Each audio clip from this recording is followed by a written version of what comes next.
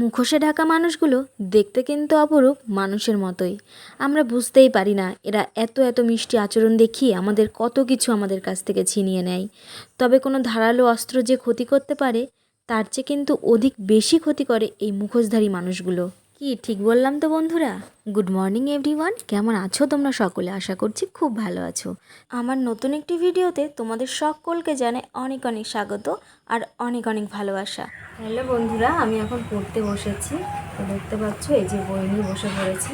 আর সকালবেলা বাসি কাজকর্ম আমার সব কিছুই হয়ে গেছে মোটামুটি। আর আমাদের গাছে তো প্রচুর জবা ফুল ফোটে, তো মা কিছু জবা ফুল তুলে রেখেছে আর কিছু জবা ফুল রেখে দিয়েছে, যেটা কালী মন্দিরে যাবে। আর আমি এখন দেখতেই পাচ্ছ পড়তে বসেছি, এই যে আমার হাতে বই।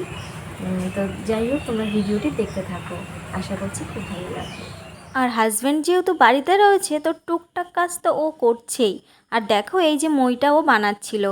কি বলো তো, আমাদের যে পায়রার ঘরটা রয়েছে না, সেটা অনেকটাই নিচু হয়ে গেছে এবং সেটা ঠিক করতে হবে।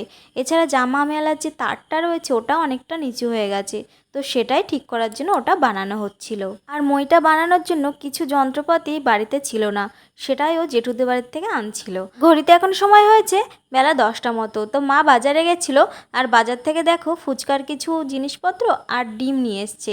আজকে বাড়িতে ডিম রান্না করা হবে। এখন যেহেতু কিছুদিন ধরে সকালবেলা সিদ্ধ ভাত করা হচ্ছে, তো দেখো আমি বেগুন আর আলুটা ভালো করে কেটে ধুয়ে নিচ্ছি আর এক্ষুনি ভাত বসিয়ে দেব, সেটা প্রেশার কুকারে। সত্যি কথা বলতে কি জানো তো, অনেকে না প্রেশার কুকারে ভাত খেতে একদমই পছন্দ করে না, কিন্তু আমার প্রেশার কুকারে ভাত বেশ লাগে খেতে। এই দেখো বন্ধুরা, মা কিন্তু পোনা মাছ নিয়ে এসেছিল আর এনেছিল রুই মাছ। তো দেখো পোনা মাছগুলো কিন্তু ভেজে দেওয়া হবে, মানে আলু সিদ্ধ ভাত খাওয়া হবে, তার সঙ্গে মাছ ভাজা করে দেওয়া হবে। আমার না সিদ্ধ ভাতের সঙ্গে মাছ ভাজা বলো বা কোনো বড়া বলো বা ডিম ভাজা, যে কোনো কিছু আমার বেশ লাগে।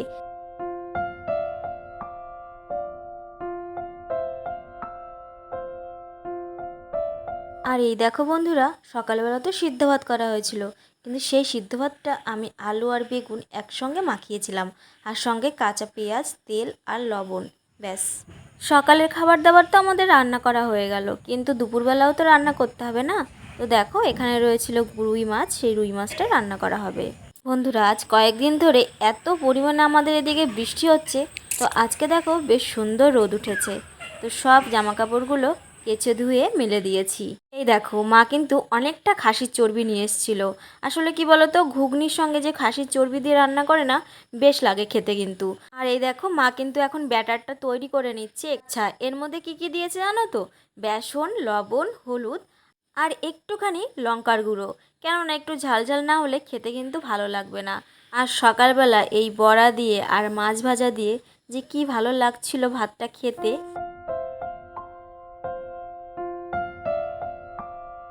এরই মধ্যে বাগানে গিয়ে একটু ঘাটকোল তুলে নিয়ে এসেছিলাম। কি বলো তো, ঘাটকোলটা কিন্তু আমি তুলিনি, মাই তুলে নিয়ে এসেছিল। আর এই দেখো বন্ধুরা, কয়েকটা ডিম কিন্তু সিদ্ধ বসিয়ে দিয়েছি, কারণ ডিমের তরকারি রান্না করা হবে।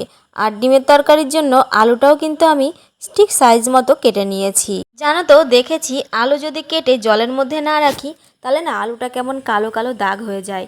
আর এই দেখো ডিমটা ছুলে ভালো করে লবণ হলুদ দিয়ে রেখেছি, এরপরে ডিমটাও ভেজে নেব। আমি কিন্তু গ্যাসে ডিমের ঝোলটা করব, আর মা উনুনটা ধরিয়ে দিয়েছে। উনুনে মা মাছের ঝোলটা করে নেবে। এইভাবে ভাগাভাগি করে নিলে কাজটা কিন্তু সহজও হয় আর দুজনের কিন্তু কষ্টটাও কম হয়। দেখো বন্ধুরা, আমি কিন্তু স্নান টান করে পুজোটাও দিয়ে দিলাম, কারণ ঠাকুরকে পুজো না দিলে মনটা কিন্তু একদমই ভালো লাগে না। মনে হয় যে প্রতিদিন যেমন আমরা ভাত খাচ্ছি, ঠাকুরকেও কিন্তু ঠিকমতো খেতে দিতে হবে। আমি এখন যাচ্ছি আমাদের ঠাকুর মন্দিরের ওখানে। তো আমার হাজব্যান্ড ওখানে পরিষ্কার করছে, আর চলো তো ওখানে গিয়ে তোমাদের সঙ্গে আবার দেখা করছি। আর এই দেখো বন্ধুরা, আমি কিন্তু এখানে চলে এসেছি। আর দেখতে পাচ্ছ বাঁশ গাছের নিচে কি পরিমাণে নোংরা। আসলে বাঁশ পাতা পড়লে না সেই জায়গায় এমনিই নোংরা হয়ে থাকে। আর আমাদের এই ঠাকুর মন্দিরের সামনেটা না বেশ নিচু, জানো তো জায়গাটা। আর বাড়ির যত জল আছে সব এই জায়গায় এসে কিন্তু জমা হয়। আর দেখো কি পরিমাণে কাদা হয়েছে। আর ওইদিকে দেখতে পাচ্ছ আমার হাজবেন্ড জল পাস হওয়ার জন্য কোদাল দিয়ে ভালো করে মাটিটা কেটে দিচ্ছে। আজকে কিন্তু বিয়ের পর প্রথম যাব মেজো পিসি শাশুড়ির বাড়িতে। তো দেখো তড়িঘড়ি করে আমি রেডিও হয়ে নিয়েছি। সত্যি কথা বলতে কি জানো তো, আমাদের অনেকটাই লেট হয়ে গেছিলো যেতে। পিসি অনেকক্ষণ ধরেই ফোন করছিল যে কখন আসবি, কিন্তু যেতে অনেকটাই লেট হয়ে গেছে। আর এই দেখো আমরা ফাইনালি বেরিয়েও পড়লাম, রাস্তায় রয়েছি, বেশি দূরে নয় বাড়ি থেকে। আমাদের বাড়ি থেকে গুনে ক মিনিট লাগে জানো তো, আধা ঘন্টাও লাগে না পিসি বাড়িতে। তো দেখো আমার হাজবেন্ড বাইক নিয়ে গেছিলো, তো বাইকে যাচ্ছি আমরা। খুব ভয় লাগছিল জানো তো, যে রাস্তা দিয়ে যখন যাচ্ছি যদি বৃষ্টি পড়ে কি করব। আসলে বাইকে তো আর ছাতা ধরে রাখা সম্ভব না, তাই না? এ তো আর সাইকেল নয়। তো দেখো আস্তে আস্তে ও বাইক চালাচ্ছিল।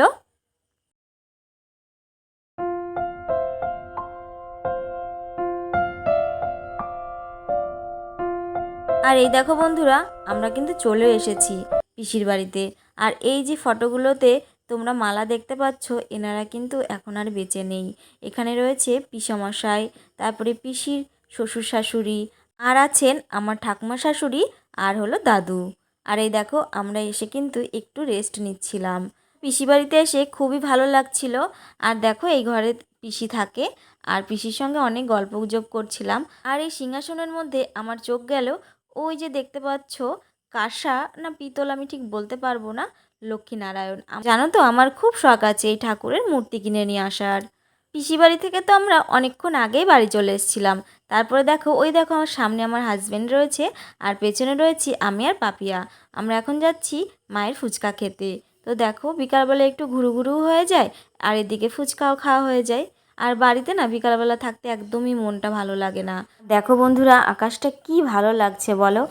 তো যাই হোক, আজকের ভিডিওটি কিন্তু এটুকুই। যদি তোমাদের ভিডিওটির কোনো কিছু ভালো লেগে থাকে তো অবশ্যই আমার চ্যানেলটি সাবস্ক্রাইব করো আর লাইক শেয়ার করে দিও। ধন্যবাদ সবাইকে।